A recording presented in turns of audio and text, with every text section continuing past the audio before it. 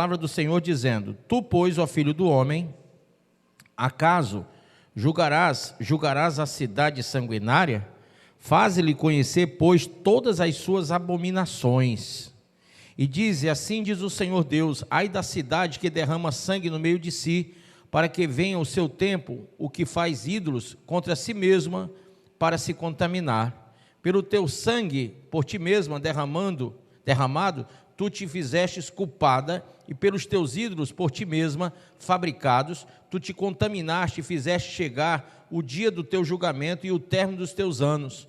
Por isso, eu te fiz objeto de opróbrio das nações e de escárnio de todas as terras.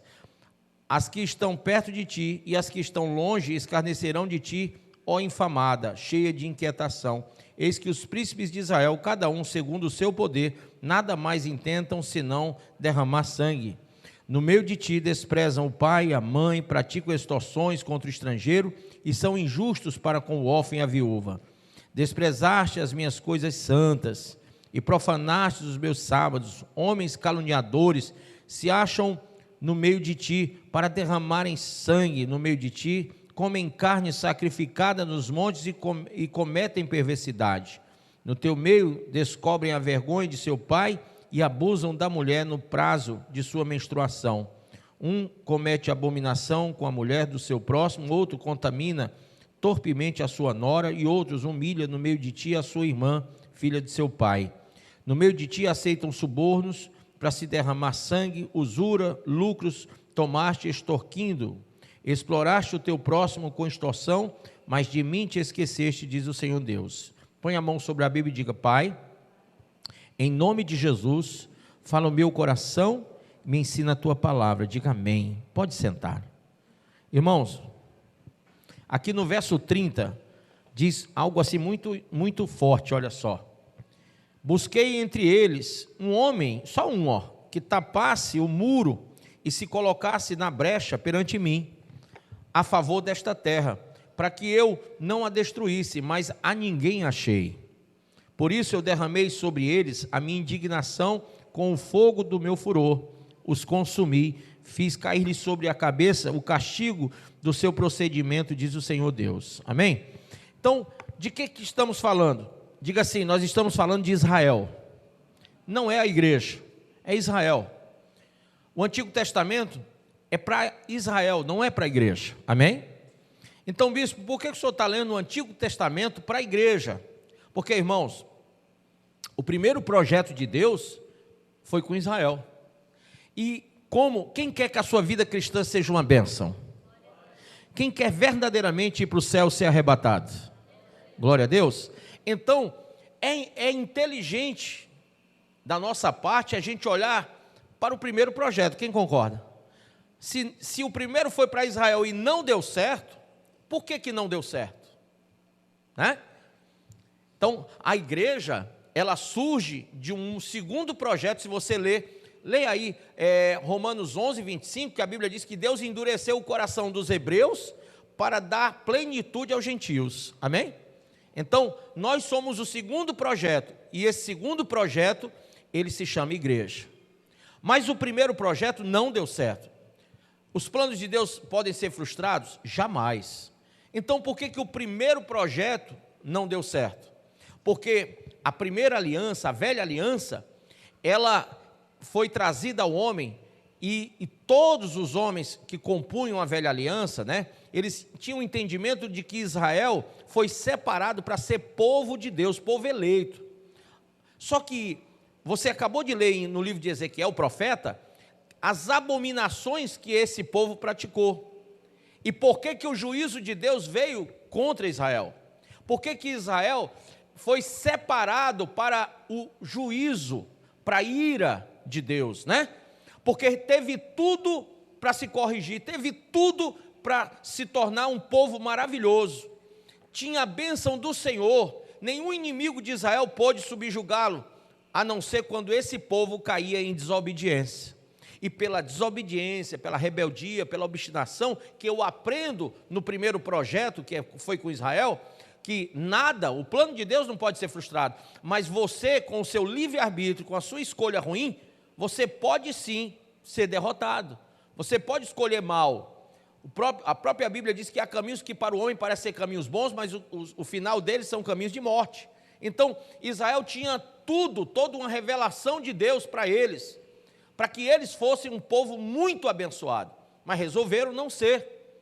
Deuteronômio capítulo de número 28 fala: se atentamente os ouvires a voz do Senhor teu Deus e tratares de cumprir os seus mandamentos, estatutos e leis que hoje te ordeno, serás abençoado.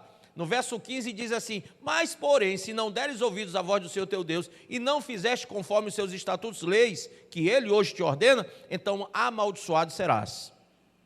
O povo podia ser abençoado, o povo podia ser amaldiçoado. O povo escolheu o quê? Bênção ou maldição? Maldição. Aí você podia dizer assim: não, mas aquele povo não conhecia a Deus. Verdade. Isaías capítulo 1 diz que não. Jeremias 23, os maus profetas falavam da visão do próprio coração e não da boca do Senhor, e enganavam o povo. O povo se deixou enganar por falsos profetas, por falsos líderes. O povo se deixou enganar pelos ídolos pagãos, pelos ídolos dos povos das nações que compunham a terra de Canaã. Então, o Senhor havia dito, quando eles ainda estavam fora da terra, ainda para entrar na terra, o Senhor disse: olha, essa terra está contaminada de pecado, é terra imunda por causa do povo que está lá. Então, quando vocês entrarem lá, não se unam àquele povo, não se casem com eles, não tenham filhos com eles, não deem os seus filhos para eles, não se unam à religiosidade deles, ao proselitismo deles, não se envolvam com os deuses deles, porque eu sou o Senhor vosso Deus, que vos porei nessa terra. Amém? Mas Israel, com tudo isso, com toda essa revelação de Deus para eles, com todos os milagres, com todo o projeto divino, Israel disse não, não. E foram rebeldes, foram obstinados, resolveram ir na contramão da bênção. E claro, você tem a opção, bênção ou maldição, escolheu maldição. Por isso, o Senhor separou Israel para 7 anos da grande tribulação. Amém? 7 anos de ira. Gente, a visão de Daniel, capítulo 9, versículo de número 24 em diante, não é para a igreja, é para o povo de Daniel, que é Israel. Amém? Então Israel foi destinado para um período tribulacional, um período de muita confusão na terra. Esse período é um período que nós já estamos quase chegando. Abra, por favor, a sua Bíblia no Novo Testamento. Já a gente volta para o profeta Ezequiel, não fecha, tá? Só que eu quero que você caminhe comigo aí na carta de Paulo a Timóteo. No capítulo de 2 Timóteo, capítulo 3. Nós chegamos a essa revelação aqui, ó. Os últimos dias. E assim como Israel foi rebelde, importa que a igreja entenda que o primeiro projeto não deu certo por causa da opção que tomaram. Deus deu a eles o direito de escolher entre o bem e o mal. Deuteronômio capítulo 30 diz assim: vê, hoje te proponho a vida e o bem, a morte e o mal. E ele ainda diz: escolhe a vida para que vivas. Amém? Deuteronômio capítulo 30. E ainda no mesmo texto de Deuteronômio 30 diz assim: não digas tu, aonde está essa palavra? Será que ela está lá no alto céu? Para que não la traga, não la faça ouvir para que a cumpramos? Ou será que ela está lá do outro lado do mar, para que não la traga, não la faça ouvir para que a cumpramos? O Senhor Deus diz: essa palavra não está distante de ti, está na tua boca e no teu coração. Amém? Então, Deus revelou a Israel essa palavra. Deus se revelou a Israel. Israel podia ter feito realmente uma boa escolha, mas não quis. Então, veja só os tempos que nós chegamos. E agora, você igreja, quem é a igreja diz amém. Gente, você não pode seguir a má conduta de Israel. Pra você ter noção, tem muito crente que gosta de Israel, tem uma fissura por Israel, não é verdade? Tem muitos pastores hebraizando suas igrejas, o povo quer ir para Israel todo ano, vamos viajar para Israel, vamos viajar para Israel, vamos viajar para Israel. Mal sabem eles o que Paulo revelou sobre Israel.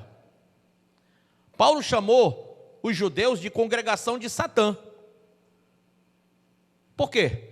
Porque eles queriam dentro do cristianismo, hebraizar o povo. Queriam a circuncisão, queriam os costumes do sacerdócio arâmico, entendeu? Eles queriam introduzir as obras da lei, da velha aliança, dentro do cristianismo. E Paulo discute com Pedro, com Tiago, com João, sobre isso, dizendo, não, isso é anátema, isso é maldito, ainda que um anjo desça do céu, e traga outro evangelho, que não este, que é o evangelho da graça, de Cristo Jesus, seja ele amaldiçoado, amém? Então Paulo foi veemente nessa conduta. Nós como igreja chegamos ao último tempo, e veja, em Romanos 11, 25, esse tempo da igreja, é para que a igreja alcance a plenitude. Na tua concepção, plenitude é o quê? Não é estar cheio? Não é estar completo? Não é fechar um ciclo?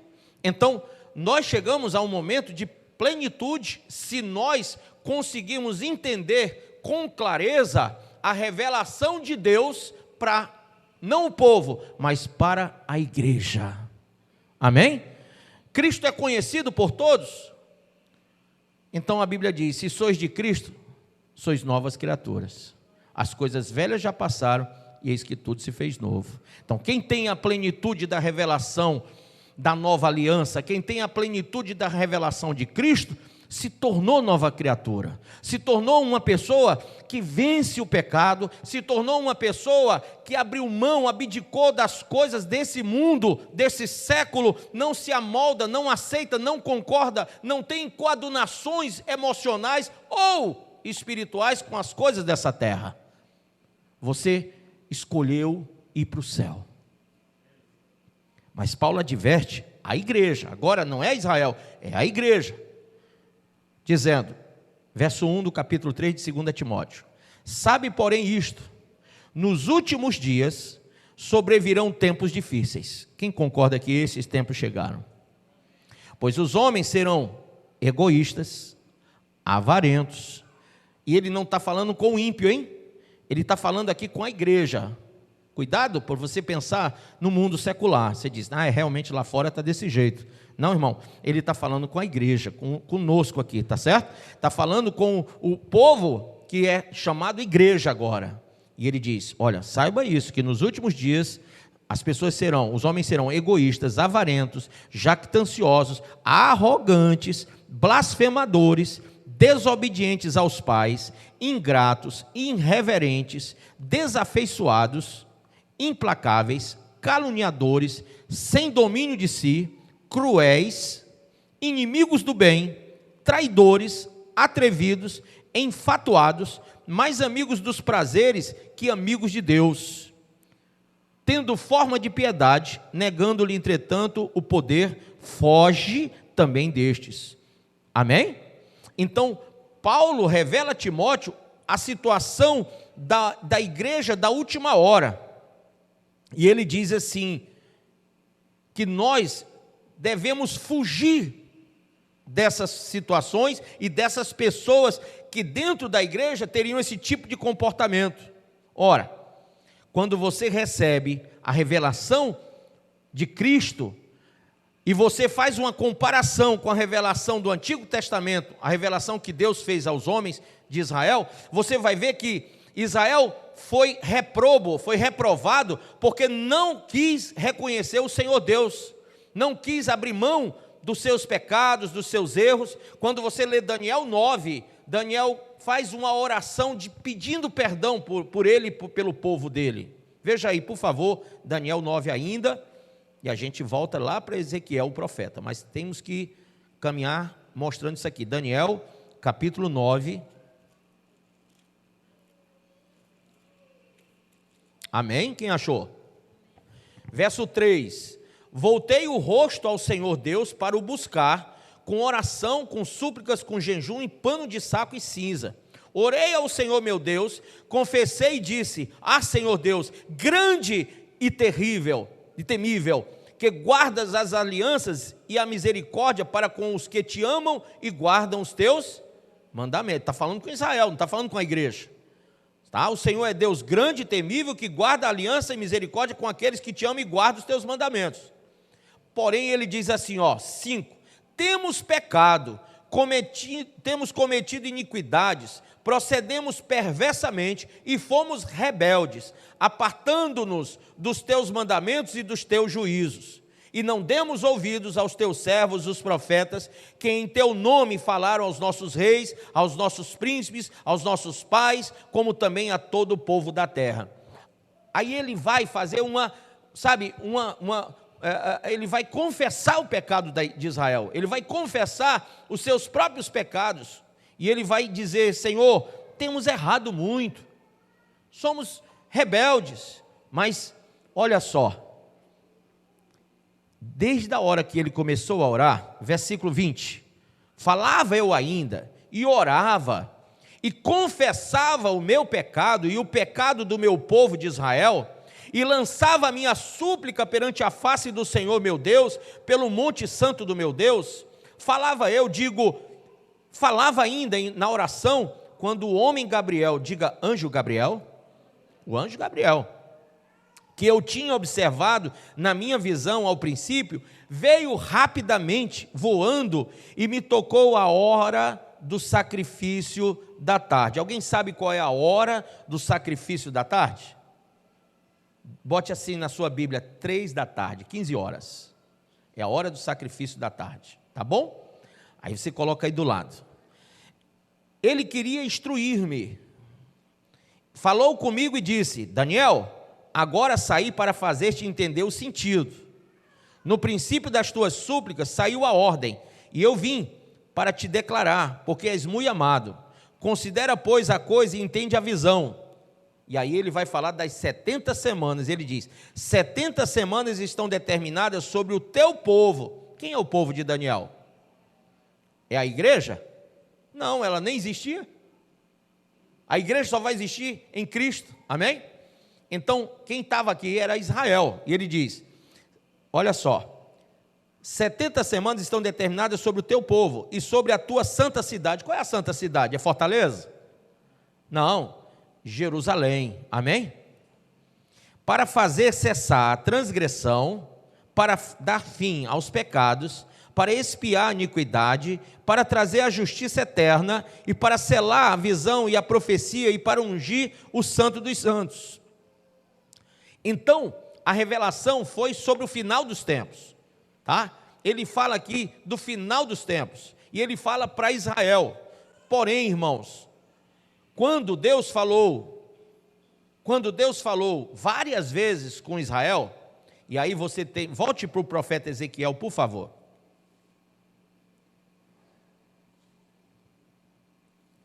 Lá com o profeta Ezequiel, Deus falou com eles no 22, falou no 23, no 24, Deus falou no 25, Deus falou no 26, você vai ver os capítulos todos, Deus, sabe, falando com Israel, repreendendo Israel, e Israel nada, coisa nenhuma. E aí, gente, começa então uma grande dificuldade no meio de Israel. Israel cai em desgraça total, começa a ser subjugado por vários povos, por muita gente mesmo, o Império Babilônico, que depois é vencido pelo Império dos Medos, dos Persas, e aí vem também o Império Grego, tá? O Império Grego, Macedônio, e depois vem o Império Romano.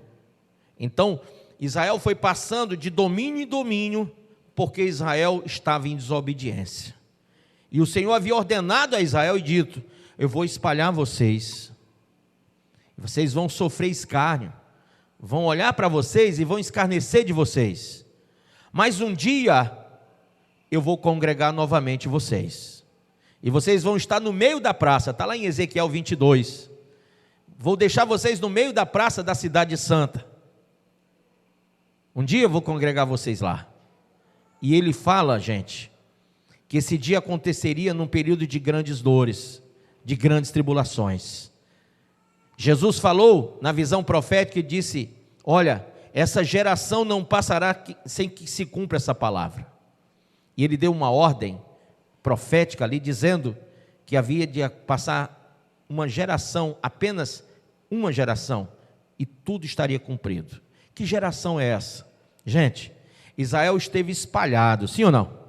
Você sabe que em 1948, Israel voltou em um mesmo dia, conforme estava prometido nas profecias, em um mesmo dia Israel voltou a ser uma nação e recuperou o seu território. E olha só que coisa, desde 1948 para cá são 76 anos, um período de uma geração. Não sabemos se essa geração chegará aos 80, aos 78, aos 70, é uma geração. E uma geração se cumpre entre 70, 80, no máximo 90 anos. E Jesus disse, essa geração não vai passar sem que se cumpra o que eu estou falando. E aí, irmão, já estamos com 76 anos. Essa geração já está envelhecida, sim ou não? Já está no final dela. E aí você se questiona,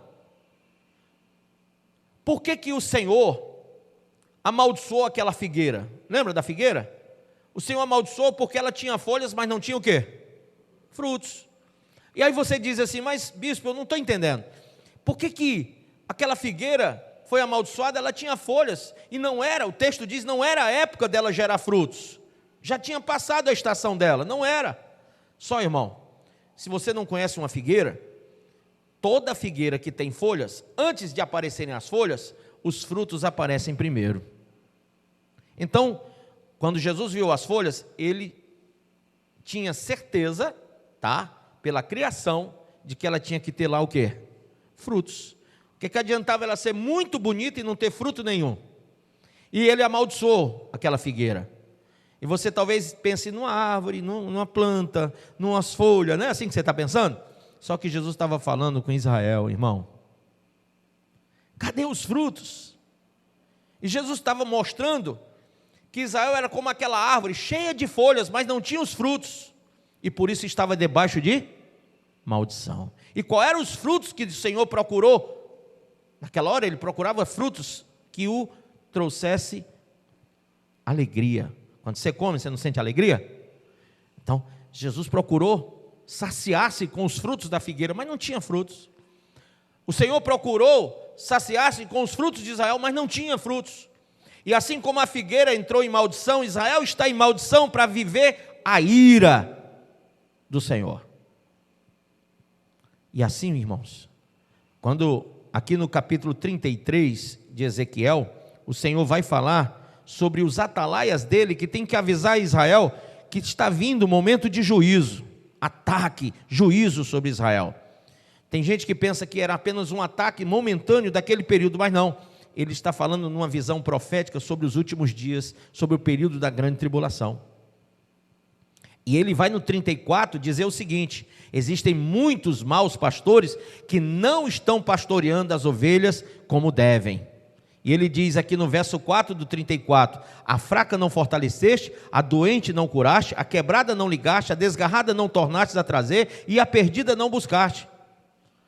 Então ele vai condenar os maus pastores, e no mesmo capítulo ele vai condenar as ovelhas gordas. Que são ovelhas gordas? Que são aquelas que são iracundas, são orgulhosas, são soberbas, e estão escorneando o pastor. Interessante. Aqui no livro de Ezequiel, ele diz, tirarei de vós as ovelhas, aos maus pastores, e darei a vocês pastor que seja segundo o meu coração. Amém?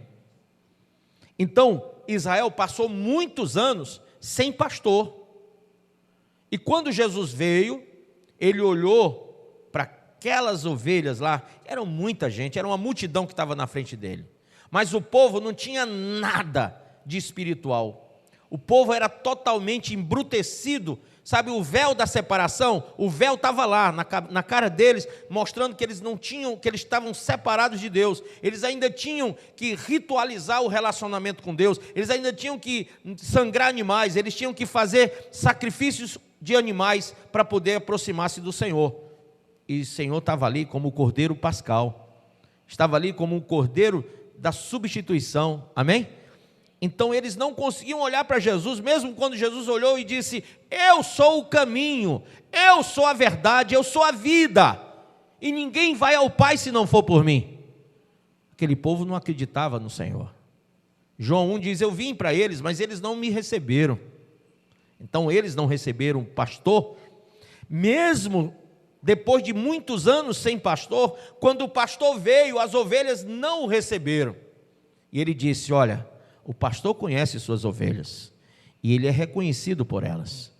Então Israel não reconheceu o Senhor, e por isso Israel continuou em maldição, continuou cego, continuou com o véu. E quando Jesus morreu, lá em Mateus 27, verso 51, diz assim: e quando o Senhor expirou e disse, Mene, Mene, foi? Não, perdão. Quando o Senhor disse, Telestai, está consumado. Eu estava indo lá para o Babilônia. Está consumado. Quando o Senhor disse, Telestai, está consumado, o que é que ele estava dizendo? Fechou-se o ciclo, fechou-se o momento, fechou-se o tempo, fechou-se o juízo para Israel. Eu vim, vocês não me receberam. Tentei pastorear vocês, vocês não me quiseram. Fechou-se. Agora, uma nova aliança nasce. Agora é dada uma nova oportunidade. Agora surge uma igreja, um povo de dentro, sabe, de uma comunidade que não existia. Sabe, Jesus, ele é a videira verdadeira, e ele disse, eu sou a videira verdadeira, e meu pai é o agricultor. Todo ramo que estiver em mim, vai gerar frutos. Mas aquele que não estiver em mim, ele será lançado no fogo e queimado. Então, o que o Senhor fez? Ele procurou, como videira verdadeira, abençoar a vida de Israel. Mas Israel não quis. Então, tinha lá uns ramos de uvas bravas, que todos pegavam só para queimar, para jogar fora. O Senhor pegou aqueles ramos de uvas bravas, arrancou e colocou, enxertou na videira verdadeira. Sabe aqueles ramos de uvas bravas que ninguém queria? Ele colocou o que ninguém queria. Eram chamados gentios, povos que estavam afastados do Senhor, povos que estavam compromissados com a idolatria, com a iniquidade do mundo, destinados ao inferno. O Senhor pega e arranca e diz, vou enxertá-los na videira. Amém? Isso quer dizer que agora o que estava destinado para ser queimado, agora foi colocado para ser salvo. Quem é esses ramos de uvas bravas que foram colocados na videira verdadeira? O que crê e que recebe Jesus como Senhor e Salvador. Amém? Então você foi colocado na videira verdadeira para gerar o quê? Frutos. E não são mais de uvas bravas. Agora você foi colocado para gerar frutos para o Senhor. Irmãos, procura nos teus ramos. Os teus ramos são os teus anos de vida. É o teu período na terra. Procure os frutos que são dignos para Deus. Porque assim como ele procurou na figueira, também agora enxertado na videira, ele vai olhar para os frutos dos ramos. E não importa se você está cheio de folhas, porque o que ele quer são os frutos. Amém? Se a nossa vida não tem frutos, então não serve para nada, senão para ser lançado no fogo. Então o que adianta você ter sido enxertado na videira verdadeira e simplesmente não gerar nada para Deus? Sabe, aquela igreja parada, estagnada, abduzida pela vida secular. Paulo repreendeu os romanos e disse, ei pessoal, não se conforme com essa vida secular, se renove pelo entendimento. Entenda a boa, perfeita e agradável vontade de Deus. Isso é racional para vocês entenderem. Deus tem que receber um culto racional. Deus quer que vocês não aceitem o presente século, por mais que seja atraente, por mais que seja algo assim que mexe com tua emoção, mas você não vai receber esse presente século. Você vai ser renovado pelo entendimento das coisas espirituais. E você vai gerar frutos dignos de misericórdia, dignos do amor de Deus, dignos de alguém que realmente foi lavado e remido pelo sangue de Jesus. Então, no capítulo 34, ele revela isso, mas quando a gente caminha lá para o 37, você vai ver o povo de Israel destruído. O Senhor chama o profeta Ezequiel e mostra um vale de ossos secos, e diz, Ezequiel, poderão reviver esses ossos? E o Ezequiel diz, Senhor, tu sabes. E ele diz, então profetiza e fala a eles, ossos secos, se unam, juntas, medulas se formem, pele, carne, apareçam sobre elas. E assim o fez, mas tinha lá corpos deitados no chão. E o Senhor disse: Ezequiel, poderão reviver? E ele disse: Senhor, já fiz como o Senhor mandou, está tudo aí, mas eles não têm vida. E então o Senhor disse: então profetiza, para que o Espírito venha dos 4 ventos e sopre sobre eles vida. E assim Ezequiel profetizou, e o Espírito de Deus soprou, e levantou-se uma multidão de povos, sabe, as 12 tribos estavam ali mortas. E o Senhor disse: esta é a casa de Israel, que caiu, que virou esse grande vale de ossos. Eles morreram por causa dos seus pecados, mas através da profecia, da palavra, eles foram levantados para mim novamente. Amém? Bispo, quando que vai se cumprir isso? Um dia depois de 7 anos. Depois dos 7 anos da grande tribulação, Israel, finalmente, durante toda a tribulação, Israel vai se converter. E eu posso dizer isso para você: uma terça parte de Israel vai sobreviver à grande tribulação. E eles vão servir ao Senhor de verdade, como nunca antes se viu. Vão ser totalmente voltados para Deus. Por quê? Porque depois do juízo que virá sobre Israel, finalmente eles verão Jesus como Senhor e Salvador da vida deles. Ah, irmão, mas isso é depois da tribulação. Isso foi falado para Israel, não para a igreja. Bispo, o senhor está falando tanto para Israel e para a igreja, mas onde eu me adequo aí, onde eu me encaixo?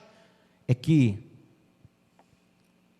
a revelação foi para Israel da ira, mas para a igreja, nós temos 2 coisas que são importantes. É que a gente não queira participar do juízo de Israel, amém? Porque eles não entendem Cristo, eles estão com véu, nós não. Quando Jesus morreu, lá no versículo 51 do capítulo 27 de Mateus, diz que o véu se rasgou da onde? Do alto a baixo, e agora já não há mais nenhum empecilho entre nós e Deus, porque Jesus é o caminho, a verdade e a vida.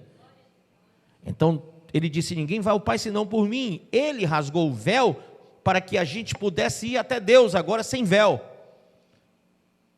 Paulo repreendeu muitos discípulos que queriam trazer o judaísmo, sabe, os costumes, o religiosismo hebraico para dentro da igreja. E por quê? Porque se assim tivesse acontecido, o véu teria voltado também de novo. Muitos queriam véu novamente, muitos colocaram véu. Aliás, hoje existem alguns hebraizantes aí, algumas denominações, entre aspas, evangélicas, né, que são chamados judaico-cristãs, que colocaram véu em altares de igreja para que o povo passe pelo véu. Mas, irmão, véu significa separação, cegueira, treva. Jesus é a luz do mundo. Quando é rasgado o véu, todos podem enxergar a luz, todos podem chegar até Deus, todos podem alcançar a salvação, porque Ele é o caminho para Deus. E aí, talvez você veja, vez por outra, alguém querendo trazer para você aquilo que era da antiga aliança. Algumas pessoas trazem confusão para a igreja. E você tem que ter maturidade para que ninguém coloque mais na sua vida um véu. Que ninguém coloque um empecilho entre você e Deus. Que ninguém venha impor a você falsas doutrinas, falsos ensinos, ou falsas visões e falsas profecias. Jeremias 23 diz: eles dizem que eu disse, esses falsos profetas, mas eu não disse. Porque quem dentre eles esteve no meu conselho para ver e ouvir a minha palavra? Se eles tivessem ouvido a minha palavra, eles falariam a verdade ao meu povo e não fariam o meu povo errar. Por isso, o profeta que tem um sonho, conte-o como um sonho, mas o que tem a minha palavra, diz o Senhor pelo profeta Jeremias no capítulo 23, o que tem a minha palavra, fale a minha palavra com verdade. Bispo, isso foi para Israel também, não foi? Foi, mas como ele era um profeta, e numa visão realmente profética, isso também se adequa ao nosso entendimento espiritual, porque nós somos muito iludidos pelas falsas doutrinas, pelos falsos mestres, por falsos de todas as partes. O que é verdadeiro e absoluto, muitos crentes não sabem. Sabe o que é verdadeiro e absoluto? A palavra de Deus. Sabe o que é luz? A palavra de Deus. Salmo 119 diz que ela é a luz para o nosso caminho. Sabe o que é absoluto e verdadeiro? O Espírito que nos traz o conhecimento da verdade, do juízo e da justiça, que nos mostra que somos pecadores, que estamos destinados ao fogo, mas se crermos no Senhor, na videira verdadeira, nós vamos ser enxertados nela para gerarmos frutos de misericórdia, frutos de salvação, frutos do amor de Deus. Então só você crendo. Só você crendo agora, irmãos.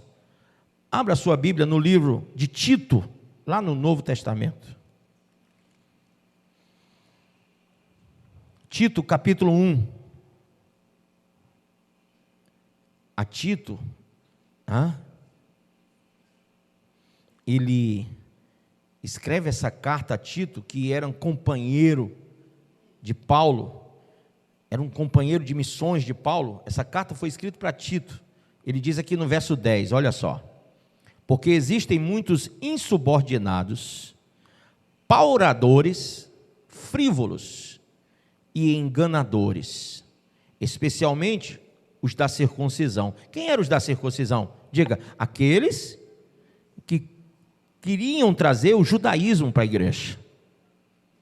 Eles lutavam para que o cristão fosse judeu. Só que cristão tem que ter identidade de Cristo. Amém? E aqui ele diz assim, é preciso fazê-los calar.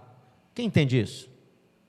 Não, irmão, não vamos julgar o irmão, não vamos julgar as coisas que o irmão... Não, porque lá na igreja do irmão tem isso, tem aquilo, mas não cabe a nós julgar. Ô irmão, o que está escrito aí? Lê de novo comigo. É preciso, diga, é preciso fazê-los calar. Vamos ler de novo? É preciso fazê-los calar. Ô bispo, como é que a gente faz alguém calar? Falando a verdade. Se você fala a verdade, quem fala mentira vai ser revelado.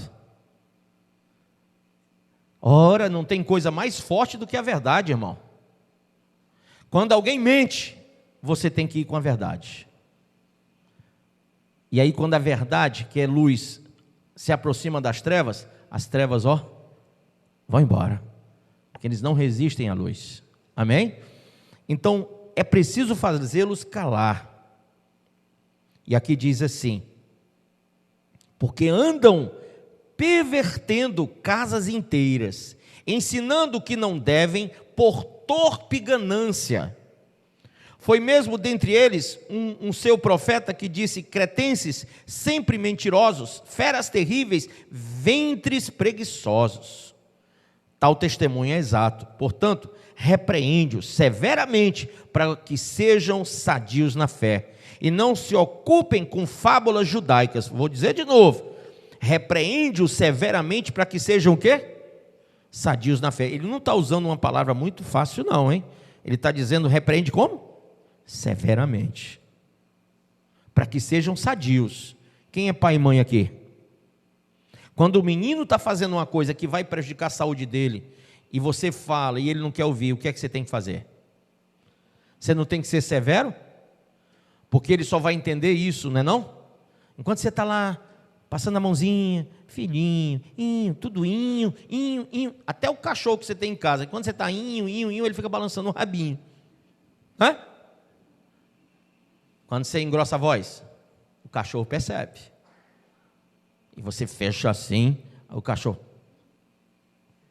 Se você falar mais alto, ele vai embora. Por quê? Porque ele notou que mudou o tom. Então Paulo não está dizendo para você bater em ninguém, Paulo está dizendo para você ser forte.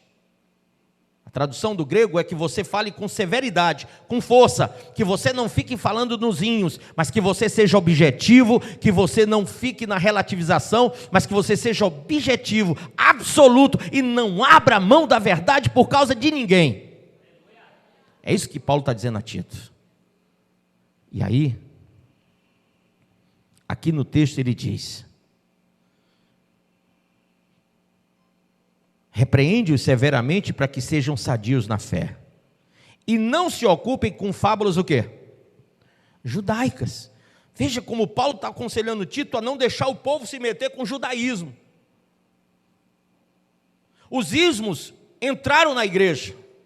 A igreja contemporânea está cheia de hebraísmo, de afrocentrismo, está cheia de hedonismo. É muito ismo dentro da igreja hoje. E Paulo diz: repreende severamente para que eles sejam sadios. Amém? E não se ocupem com fábulas judaicas, nem com mandamentos de homens desviados da verdade. Todas as coisas são puras para os puros, todavia, para os impuros e descrentes, nada é puro, porque tanto a mente como a consciência deles estão corrompidas. No tocante a Deus, professam conhecê-lo, entretanto, o negam por suas obras. É por isso que são abomináveis, desobedientes e reprovados para toda boa obra. Eu estava lendo um texto de um determinado autor, e ele fala da graça. E você que é igreja, tem que ter muito cuidado com o que você lê. Porque quando ele fala da graça, ele diz, de forma capciosa, ele diz assim, olha só, que a salvação vem pela graça. Ele estava falando da área de soteriologia, que é salvação, e de armatiologia, que é a doutrina do pecado, e dizendo, a salvação vem pela graça, e não pelas obras. Quando você ouve isso, talvez lhe soe bem. Não é pelas obras, é pela graça.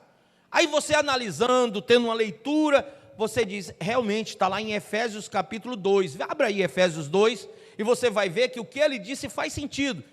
A salvação é por meio da graça. Veja, Efésios capítulo de número 2. Olha como é capciosa a coisa. Está no Novo Testamento, Efésios, capítulo de número 2, verso 8, 9 e 10. Vamos lá. Porquanto, quando Paulo escreve aos Éfesos, e Paulo foi o maior doutrinador da igreja, porquanto pela graça sois salvos. Alguém já se perguntou por que Paulo não andou com Cristo e foi o maior apóstolo? É, porque ele nunca andou com Cristo. Vocês sabem disso, não sabem? Paulo conheceu o Senhor depois que o Senhor já tinha ido para o céu. Ele viu numa luz no caminho de Damasco, lembra? Então Paulo não andou com Jesus. E quando Paulo foi exercer o seu ministério apostólico, ele disse, se eles dizem que são apóstolos, eu muito mais que eles. E ele ainda diz, o que eu prego e que ensino não veio de homens. Eu não estive com os discípulos do Senhor, não estive com eles. Mas o que eu prego é por revelação de Deus. Amém? Pela revelação de Cristo. E todo o compêndio doutrinário que Paulo escreveu foi pela revelação do Espírito. Veja, aqui diz, porquanto pela graça sois salvos. Vírgula. Quem entende uma vírgula aí? Vírgula quer dizer o quê? Que o pensamento continua. Então vamos lá. Pela graça sois salvos, vírgula, por meio da fé. E tem uma vírgula aí depois. Isso quer dizer o que, bispo? Mediante a fé.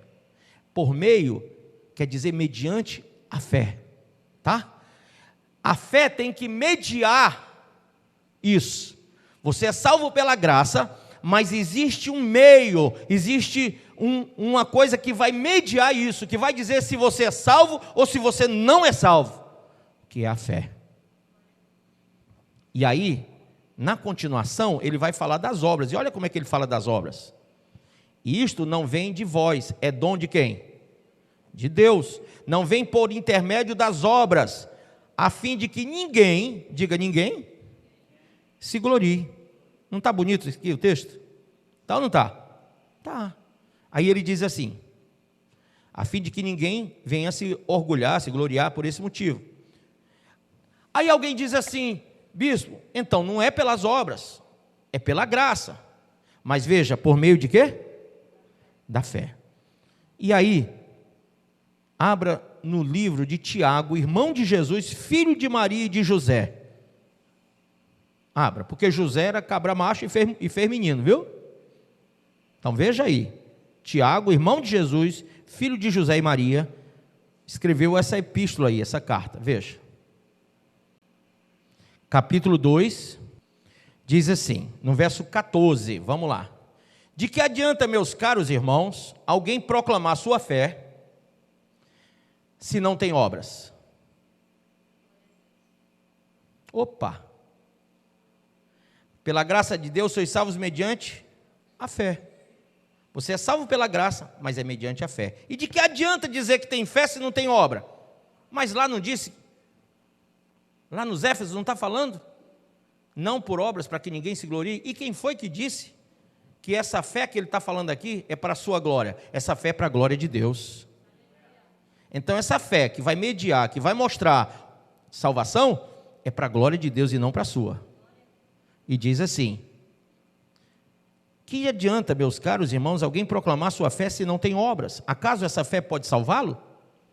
Se um irmão ou irmã estiverem necessitados de roupa e passando privação do alimento de cada dia, e qualquer dentre vós lhe disser, ide em paz, aquecei-vos e comei até satisfazer-vos, porém sem lhe dar alguma ajuda concreta, de que adianta isso?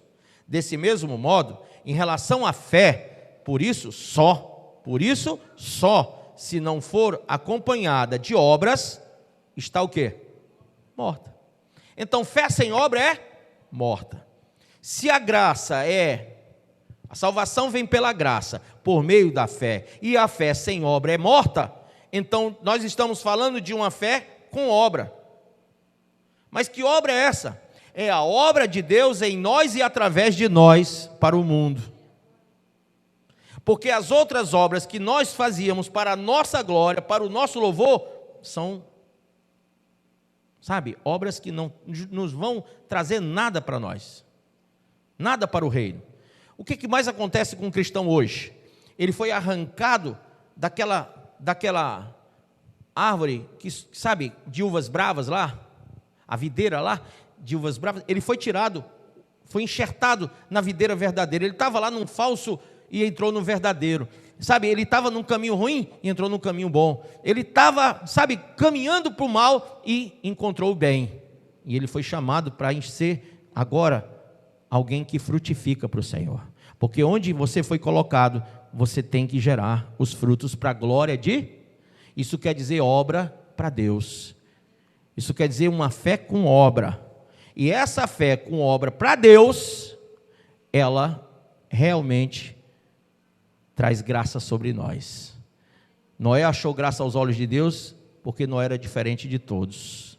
Amém? Ló, no meio de Sodoma e de Gomorra, foi o único justo encontrado. Amém? Então Deus sempre olha individualmente para cada um de nós e vê se temos ou não, se podemos ou não ser agraciados. Você sabe que o arrebatamento é um ato de graça? Quem quer ser agraciado sendo arrebatado? Ora, assim como Ló foi tirado de Sodoma e Gomorra, e assim como Noé e sua família do dilúvio, a igreja que está vivendo a graça por meio da fé, mediante a fé, e essa fé que tem obras, não obras mortas, mas obras vivas, essa igreja ela vai ser livrada também, ela também vai ser agraciada. E aí vem aquela coisa que tem gente que diz assim, não, mas eu acredito que toda a igreja vai ficar a tribulação. Não vai, porque quem achou graça aos olhos de Deus foi livre da tribulação, sempre foi, o Senhor sempre livrou os seus, sim ou não? E aí Abraão, quando conversou com Deus sobre Ló, disse, Senhor, morreria os justos com os ímpios? Morreriam os justos com os injustos? O Senhor derramaria a tua ira sobre os justos? Por causa dos injustos, os justos morreriam com eles? Longe de ti, Senhor, fazer tal coisa. E o Senhor sabe disso e disse, tudo bem, claro que não. Claro que um justo não pode ser lançado na ira com o injusto. Então Abraão disse: então poderia o Senhor livrar se ali tivesse 50 justos? Sim, por 50 justos eu não destruiria. Mas Senhor, se houvessem 40 justos? Não, por 40 também não. Senhor, e se houvessem lá 30? Também não. Ah, Senhor, não fique chateado comigo, mas eu vou te dizer mais uma vez: e se tivesse 20? Só 20 justos no meio de todos os injustos de Sodoma e Gomorra? Por amor aos justos, eu não destruiria. Senhor, me perdoe se eu falar mais uma vez só. E se lá houvessem 10? E o Senhor termina a conversa, porque foi Abraão que terminou, não foi ele. Talvez Abraão podia ter regateado até 5 e Deus ainda ia ouvi-lo. Mas ele disse: Senhor, só mais essa vez. Se houverem 10, o Senhor disse: por 10 justos eu não destruiria Sodoma e Gomorra. Mas gente, só havia Ló. Nem a mulher dele, que era, sabe, uma mulher corrompida pela cidade, tanto que olhou para trás. E nem suas 2 filhas que nasceram lá, que eram frutos daquelas cidades, nasceram naquele lugar de perversão. Nem os genros dele, casados com suas 2 filhas, que também eram de lá, eram justos. Só o justo Ló. E o Senhor, por causa de um, mandou 2 anjos para arrebatar a sua família dali. Amém? Arrebatar, tirar do juízo. Gente, vem juízo sobre Israel. E todo gentio que não estiver na plenitude de Deus, que não estiver na plenitude de Cristo, que não estiver com a lâmpada acesa, que não estiver com a botija cheia do azeite do Espírito, que não vivenciar agora os seus melhores dias de cristianismo, pagarão no mesmo juízo de Israel. Porque do mesmo jeito que o Senhor não teve piedade dos anjos, e nem de Sodoma e Gomorra, não terá destes também. Então, se você é gentil, como eu, e você diz: eu sigo Jesus Cristo como Senhor e Salvador, porém, as tuas obras não estão lá. Quem entende isso? Eu não estou falando de obras mortas, eu estou falando das obras de salvação. Se elas não estão, se o Senhor não está vendo o fruto naquele galho que foi enxertado, e que por ter sido enxertado tem a obrigação de gerar frutos, você será lançado no fogo também, na ira. Virá ira sobre você. Por isso que o Evangelho de Cristo é para que abra os teus olhos. E ele diz: quem tem ouvidos, ouça também os ouvidos o que o Espírito diz à igreja. O Senhor falou à igreja. O Senhor tem falado com você, sim ou não? Você já conhece o que aconteceu com Israel, por que Israel, eu falei. E agora o que vai acontecer com Israel nos 7 anos? Serão enganados pelo anticristo. E você agora pode, como igreja, dizer: eu não quero ser enganado mais. Eu não quero nem um véu na minha frente, eu não vou permitir, eu vou buscar o Senhor em tempo de achar, vou invocá-lo enquanto está perto. Eu vou buscar, Provérbios 2, o conhecimento de Deus como a prata e como a tesouros escondidos. Eu vou buscar, mas eu não vou passar com Israel no juízo dos 7 anos da grande tribulação. Amém? Olha, tudo que eu quero para você é que você seja livre do mal, é que você seja livre do passarinheiro e da peste perniciosa, que você entenda o Salmo 91, quando você lê lá: aquele que habita no esconderijo do Altíssimo, à sombra do Onipotente. Isso quer dizer estar debaixo do projeto novo de Deus. E sabe quem é o projeto novo de Deus? Jesus Cristo, nosso único Senhor e Salvador. E você tem que mudar. Se você está em Cristo, você tem que ser nova criatura. Você tem que deixar as coisas velhas para trás, e tudo na tua vida tem que ser novo. Você não tem que deixar mais, sabe quando você chegar numa igreja que tem lá a arca do Senhor, você lembra, Provérbios 3,16, diz que eu não posso ter arca, olhar, nem lembrar dela, e nem fazer outra para mim. Você sabia que foi o profeta Jeremias, que na história teológica, diz que há um grande pensamento de que foi Jeremias que escondeu a arca, até hoje não foi encontrada? Porque foi ele que declarou, Deus falou para ele, fala para o povo, que eu não quero mais que ninguém cultue essa arca, nem lembre dela, nem faça outra, porque virão sobre vós pastores com conhecimento, sabedoria da minha parte, e quando eles vierem, vocês serão livres desse pensamento.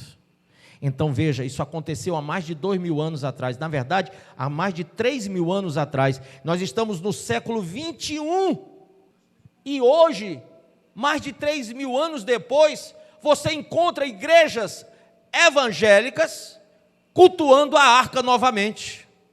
Sim ou não, igreja? Pastores trazendo o véu para a igreja, que se rasgou do alto a baixo. E mesmo quando Paulo disse que tudo isso era maldito, as pessoas ainda continuam fazendo. Só para fechar, vamos fechar? Gálatas 1, só para fechar, aqui é só papum, vamos lá. Gálatas capítulo 1, versículo 6. Olha o que Paulo diz.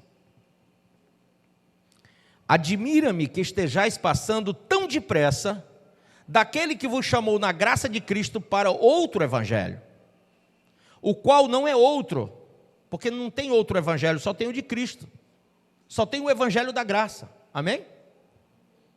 O qual não é outro, senão que há alguns que vos perturbam e querem perverter o evangelho de Cristo. Mas ainda que nós, ou mesmo um anjo vindo do céu, vos pregue evangelho que vá além do que vos temos pregado, seja anátema. Assim como já dissemos e agora repito, se alguém vos prega evangelho que vá além daquele que recebeste, seja anátema. Porventura, procuro eu agora o favor dos homens ou de Deus? Ou procuro agradar a homens? Se agradasse ainda a homens, não seria servo de Cristo. Porque todos os homens queriam que ele trouxesse o judaísmo para dentro da igreja, entende? Todos esperavam que ele pregasse um outro evangelho. Todos diziam, cara, tu é formado na corte de Gamaliel, tu é formado pelo próprio Gamaliel, tu é um cara que fala 4 idiomas, tu tem uma empresa de tendas, porque ele era rico, quando ele depois ficou pobre, né? Ficou na situação só o pó da rabiola, né? Terminou numa casa alugada, mas ele era rico quando começou. Todo mundo olhava para Paulo e dizia, tu é o cara mais preparado de todos, Paulo. Por que pregar esse evangelho aí, sem judaísmo? Sabe, os judeus não vão te ouvir, os judeus não vão te querer, vão te rejeitar. Está vendo confrontos entre os próprios discípulos do Senhor contigo? Porque Pedro não está te aceitando, Tiago não está te aceitando, João não está te aceitando, porque você fica dizendo que o judaísmo é satanismo na igreja. E Paulo continua firme. Amém? E depois Pedro reconhece isso e diz, nosso amado irmão Paulo, que escreve coisas de tão difícil entendimento, as quais muitas pessoas torcem. E ele chama a atenção que Paulo era um servo de Deus e que profundo conhecedor.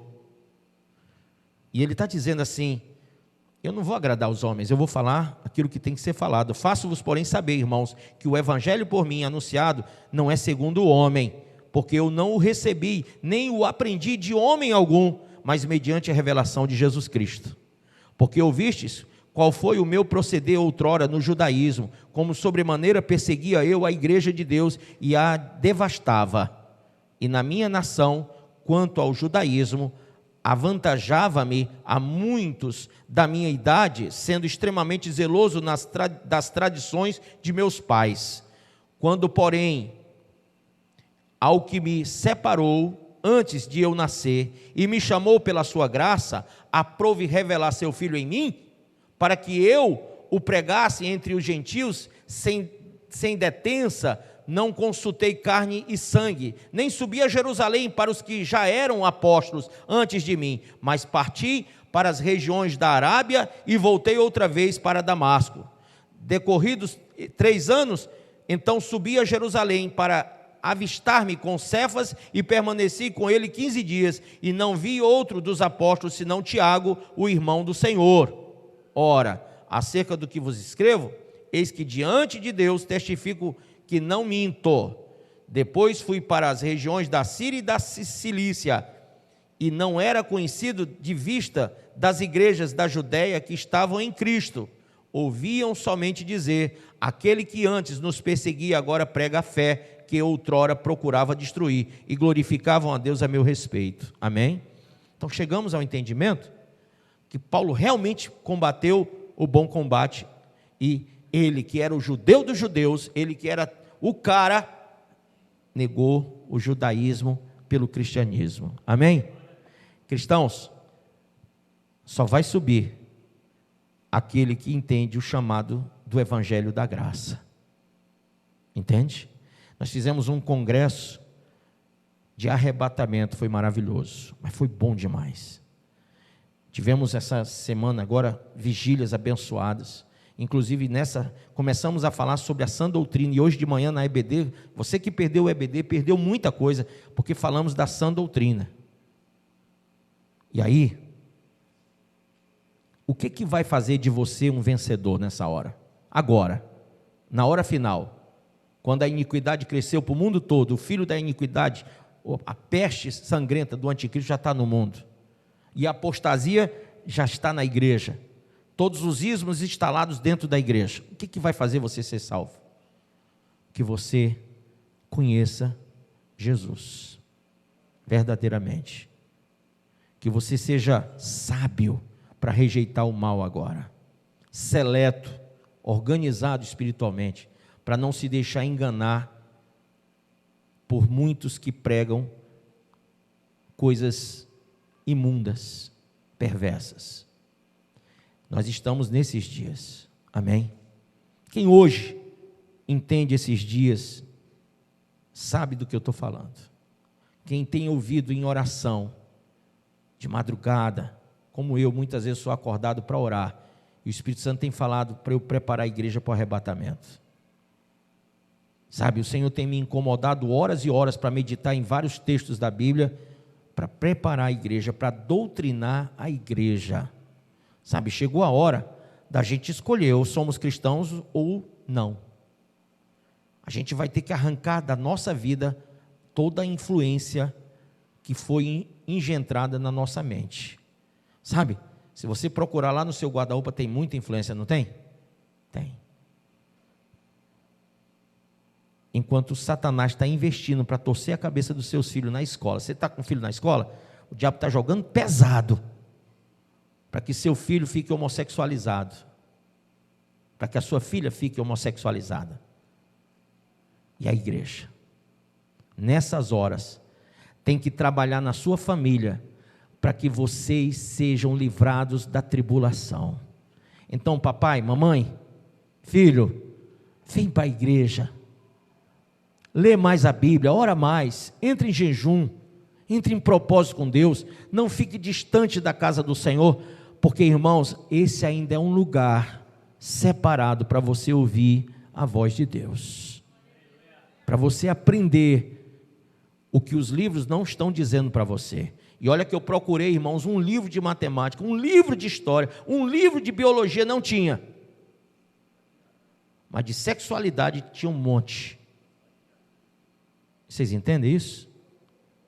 Por isso, quanto mais você vê que o dia se aproxima, você deve remir a sua vida, você deve santificá-la pelo sangue do Cordeiro e pela palavra do testemunho. Amém? Fique de pé, por favor.